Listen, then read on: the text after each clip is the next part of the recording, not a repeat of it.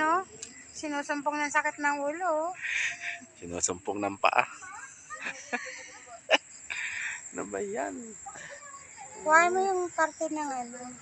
Doon na sa araw. Hindi, kailangan tayo.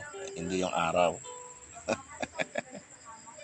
Nagre-relax kaso nahihilo. Nahihilo sa biyahe. Nahihilo ako sa biyahe. Sobrang lamig pa sa kwarto kaya andito kami sa labas.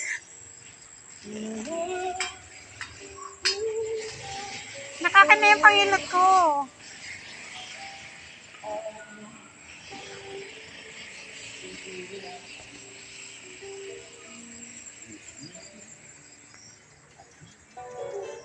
Tutulog kami sa pisnet.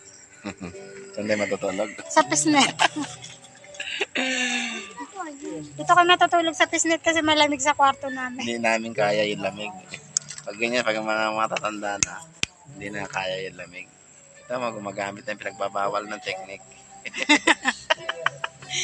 Masakit. Masakit daw yung batok.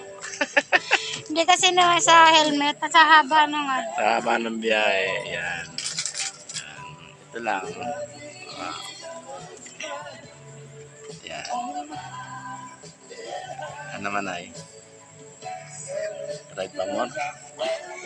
Tama. Nanibago. Nanibago kasi matagal walang biyahe.